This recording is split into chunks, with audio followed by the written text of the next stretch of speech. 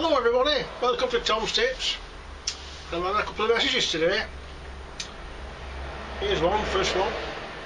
Hi Tom, a really big favour to ask. I know you've done soldering tips, but would you mind doing something to explain the different types of solder and the best way to use them? Many thanks again.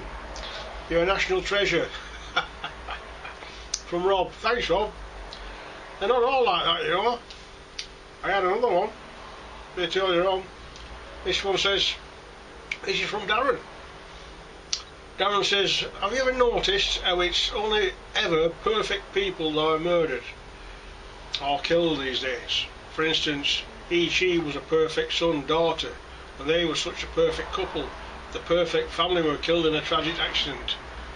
Doesn't it make you glad you're a twat? Thanks Darren. Anyway, onto the solder. Read them. Different sorts of solder. There's the old plumbing solder. That's plumb solder, which we don't use anymore because you'd use that for doing a lead to copper wipe joint. These others wouldn't be thick enough. They wouldn't keep up because you're pouring it in. And since we're not allowed to do lead to copper anymore, there's no point in having it, but it's always handy to have a bit in your van just in case you are doing one where you're not supposed to. So it's still on for sale. You still buy this.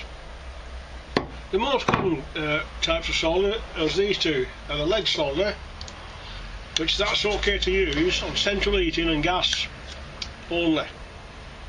Right, you're not supposed to use lead solder on any domestic pipes. Then you have to use this one, which is lead free, and you know it's lead free because it'll have a green coil, which signifies that it's eco-friendly, and it'll also say on lead free.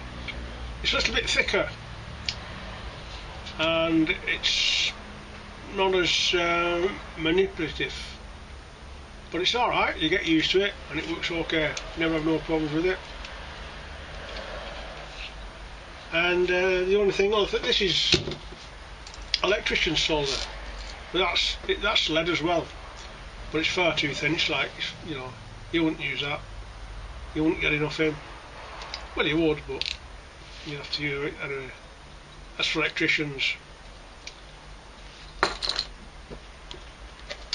This is power flow flux, and it says here the ideal flux for lead-free soldering. Well, that's just marketing thing.